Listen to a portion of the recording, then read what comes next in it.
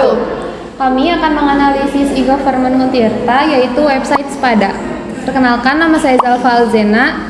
Saya Sifwa Yusri Arli. Saya Alfa Adilah. Saya Dia Putri Azahra. Check it out. Halo, di sini saya akan menjelaskan fungsi dan kegunaan Spada Untirta sebagai perannya dalam pelayanan publik. Spada Untirta adalah platform pembelajaran online yang digunakan oleh Universitas Sultan Ageng Tirtayasa. Melalui aplikasi ini, dosen bisa mengunggah, memberi tugas, dan membuat ujian. Sementara mahasiswa bisa mengakses materi, mengumpulkan tugas, dan melihat nilai secara online. Fungsi utama Spada adalah memudahkan proses belajar karena bisa diakses kapan saja dan di mana saja tanpa harus datang ke kampus. Dalam pelayanan publik, Spada membantu membuat sistem pembelajaran jadi lebih cepat, praktis, dan efisien. Selain itu juga mendukung digitalisasi di bidang pendidikan. Jadi Spada Untirta sangat membantu mahasiswa dan dosen dalam proses pembelajaran secara daring. Terima kasih. Website Spada Untirta merupakan salah satu implementasi e-government yang tipenya Government to Employee, yang dimana G2E. Spada ini adalah sistem pembelajaran daring yang dikembangkan oleh Universitas Sultan Ageng Tirtayasa untuk mendukung proses pembelajaran secara online antara dosen dan juga mahasiswa. Lalu secara konkret, pada laman resmi Spada ini dijelaskan bahwa Spada merupakan platform pembelajaran daring yang digunakan agar dosen dan mahasiswa dapat terhubung untuk kegiatan pembelajaran seperti mengunggah materi, diskusi, tugas, dan maupun ujian secara online loh teman-teman. Jadi karena sistem ini hanya digunakan oleh Sivitas Akademika Universitas Sultan Ageng Tirtayasa seperti dosen dan mahasiswa serta tidak ditujukan untuk masyarakat umum, maka Spada lebih tepat dikategorikan sebagai G2E, yaitu layanan digital pemerintah yang digunakan untuk mendukung aktivitas internal organisasi. Kalau kita lihat dari tahapan e-government, mulai dari informasi, interaksi, transaksi, sampai dengan informasi, menurut saya Spada Untirta itu sudah melewati tahap informasi dan berada di tahap interaksi menuju transaksi. Tapi ini belum sepenuhnya matang.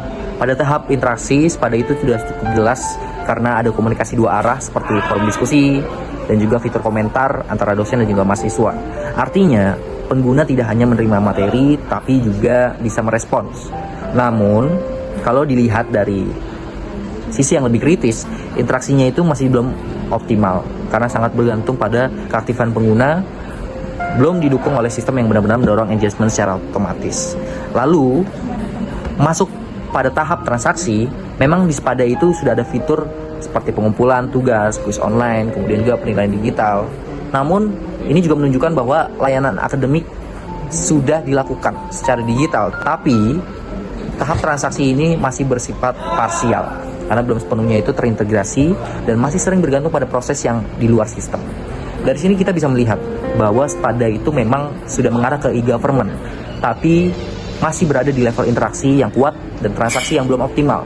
Sementara untuk tahap transformasi, Spada itu belum sampai titik ke sana karena masih belum ada integrasi sistem yang menyeluruh antara pemanfaatan data yang lebih cerdas. Jadi kesimpulannya adalah Spada Untirta sudah masuk dalam tahapan e-government, tetapi masih dalam proses menuju sistem yang benar-benar terintegrasi dan matang secara digital. Selanjutnya adalah analisis efektivitas UI dan UX website Spada Untirta sebagai sistem pembelajaran daring. Pertanyaan pentingnya adalah apakah interface UI dan UX dari website tersebut sudah efektif? Berdasarkan pengamatan terhadap tampilan dan pengalaman pengguna platform ini, penulis berpendapat bahwa Spada Untirta belum sepenuhnya efektif dari sisi UI dan UX-nya, meskipun memiliki sejumlah aspek positif yang layak diakui. Yang pertama, ada aspek UI, ini mengenai tampilan visual dan konsistensi desain. Dari sisi user interface, Spada Untirta menunjukkan beberapa kekuatan sekaligus kelemahan yang cukup mendasar. Salah satu kelebihan yang dapat diidentifikasi adalah konsistensi tata letak antar buka di setiap halamannya. Sebagai platform berbasis Moodle, Spada Untirta mempertahankan struktur visual yang seragam, penggunaan warna, ukuran, font, dan posisi elemen navigasi relatif konsisten dari satu halaman ke halaman yang lainnya. Konsistensi ini penting dalam desain UI karena membantu pengguna membangun mental model yang stabil terhadap sistem, sehingga tidak perlu mempelajari ulang tata letak setiap kali berpindah halaman. Kelebihan UI lainnya adalah halaman login yang sederhana dan langsung pada pokok permasalahan. Pada halaman awal, pengguna disajikan kolom username dan password tanpa elemen distraktif yang berlebihan, sehingga proses autentikasi dapat dilakukan dengan cepat. Ini sesuai dengan prinsip minimalis desain dalam usability yang dikemukakan oleh Jacob Nielsen, yakni antarmuka yang baik tidak menampilkan informasi yang tidak relevan karena setiap elemen tambahan akan bersaing dengan elemen informasi yang penting. Namun demikian, terdapat kelemahan UI yang cukup signifikan. Pertama, desain visual pada Untirta ini terkesan usang dan kurang modern. Tampilan antarmukanya belum mengadopsi prinsip flat design atau material design yang kini menjadi standar desain web modern. Warna-warna yang digunakan juga cenderung datar dan kurang hierarki. Visualnya yang jelas, sehingga halaman terlihat itu padat dan kurang menarik secara estetika. Ini dapat menurunkan motivasi pengguna, khususnya mahasiswa generasi digital yang terbiasa dengan antarmuka aplikasi seperti Google Classroom atau Microsoft Teams yang jauh lebih segar secara visual. Kedua, keterbacaan konten pada halaman kursus cukup rendah karena informasi ditampilkan secara linear dan padat tanpa pemisah visual yang memadai, sehingga pengguna harus menggulir panjang untuk menemukan satu informasi tertentu, misalnya ketika mencari tautan pengumpulan tugas di antara daftar materi yang panjang. Lalu selanjutnya adalah aspek UX, yaitu kemudahan navigasi dan efisiensi pengguna. Dari dimensi user experience, analisis akan difokuskan pada kemudahan navigasi, efisiensi penggunaan, dan kenyamanan pengguna secara keseluruhan. Kelebihan UX yang pertama adalah kelengkapan fiturnya yang terintegrasi dalam satu platform. Sepada Untirta ini menyediakan fitur pengunggahan materi, forum diskusi, pengumpulan tugas, kuis daring, hingga pesan antara pengguna dalam satu ekosistem yang terpadu. Integrasi ini memberikan efisiensi bagi dosen dan mahasiswa karena tidak perlu berpindah-pindah platform untuk menyelesaikan aktivitas akademik yang berbeda. Dalam konsep prinsip usability, khususnya dimensi efisiensi, hal ini merupakan nilai tambah yang nyata. Lalu kelebihan UX berikutnya adalah adanya struktur kursus yang terorganisir per minggu atau per topik. Dosen dapat menyusun materi secara kronologis sehingga mahasiswa dapat mengikuti alur pembelajaran secara sistematis. Fitur ini mendukung prinsip learnability, kemudahan pengguna baru dalam memahami cara kerja sistem. Karena mahasiswa dapat mengikuti urutan materi tanpa harus menebak langkah selanjutnya. Di sisi lain, terdapat dua kelemahan UX yang tidak dapat diabaikan. Pertama, banyak keluhan mahasiswa mengenai kesulitan dalam akses pada termasuk masalah loading yang lambat, karena banyaknya sumber daya yang harus dimuat oleh browser. Kondisi ini secara langsung melanggar prinsip usability pada dimensi efisiensi dan satisfaction. Pengguna tidak dapat menyelesaikan tugas dengan cepat dan merasa frustasi dalam prosesnya.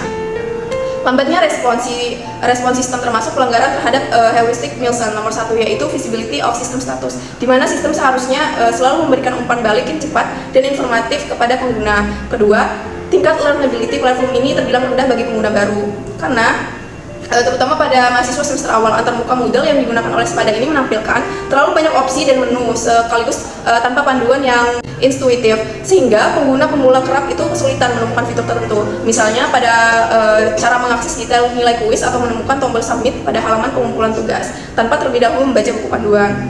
Selanjutnya yaitu poin 1E, yaitu analisis prinsip e-government pada Sepada Untirta. Berdasarkan Perpres nomor 95 tahun 2018, poin pertama itu ada prinsip efektivitas, di mana Sepada ini sudah menerapkan prinsip efektivitas karena Sepada berhasil mencapai tujuannya sebagai media penyampaian materi dan juga tugas secara daring. Lalu yang prinsip kedua yaitu ada keterkaitan. Prinsip ini juga sudah diterapkan melalui sistem single sign-on atau SSO yang mengintegrasikan bahwa akun mahasiswa Untirta ini sudah bisa dipakai untuk berbagai layanan kampus Untirta. Lalu prinsip yang ketiga yaitu ada keseimbangan. Prinsip ini juga sudah diterapkan namun belum optimal karena meski layanan tersedia terus masih adanya kendala teknis atau error pada saat jadi dulu yang menunjukkan masih ada perlunya peningkatan pemeliharaan infrastruktur server serta yang berkelanjutan. Selanjutnya ada prinsip yang keempat yaitu efisiensi. Prinsip ini juga sudah diterapkan karena memangkas birokrasi manual dan mendukung kebijakan teknologis dalam membuat tugas. Lalu prinsip selanjutnya ada akuntabilitas. Prinsip ini juga sudah diterapkan dengan adanya rekam jejak digital yang mencatat setiap aktivitas pengumpulan tugas secara transparan. Prinsip selanjutnya yaitu ada interoperabilitas.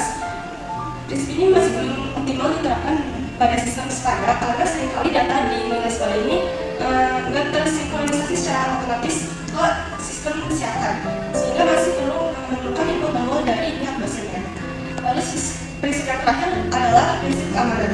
Prinsip ini sudah diterapkan karena ketika login itu memerlukan deskripsi data dari mahasiswa dan pembatasan hak akses sesuai dari para pengguna antara dosen dan juga mahasiswa. Lalu selanjutnya ada berdasarkan teori Weyl-Eccles. Ada 3 prinsip. Yang pertama yaitu prinsip simpel. Prinsip ini sudah diterapkan karena antarmuka Waspada ini cukup dipahami dan penggunanya tanpa memerlukan pelatihan teknis yang rumit.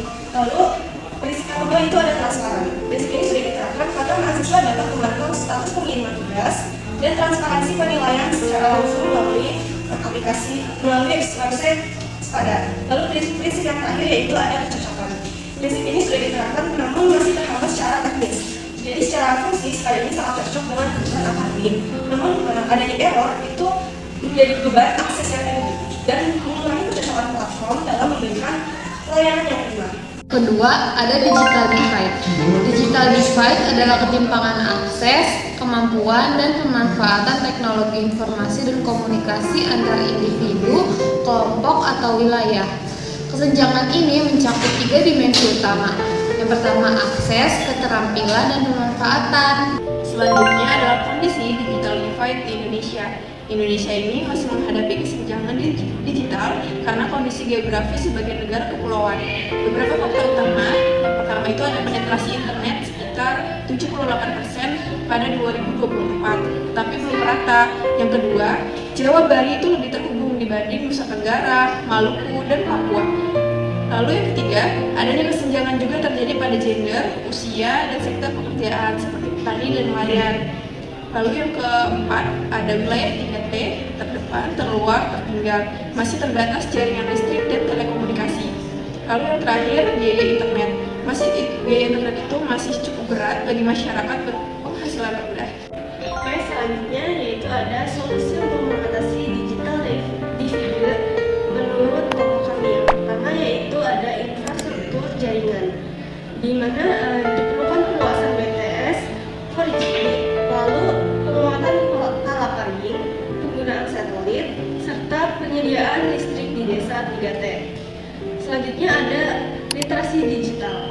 Harus ada penguatan kurikulum TIK, perluasan program relawan TIK, dan pelatihan bagi masyarakat serta orang tua. Dan yang ketiga ada keterjangkauan akses. Harus adanya subsidi perangkat, paket data yang murah, penyediaan wifi, baik itu di desa, puskesmas, dan juga sekolah. Oke, keempat ada konten dan layanan lokal, di mana pengembangan platform berbahasa daerah serta aplikasi digital untuk kebutuhan petani dan juga nelayan itu disesuaikan dengan mata pencaharian lokal. Lalu ada kebijakan dan tata kelola, di mana insentif bagi operator di daerah terpencil dan optimalisasi dana USO yang melalui koordinasi pemerintah pusat maupun pemerintah daerah.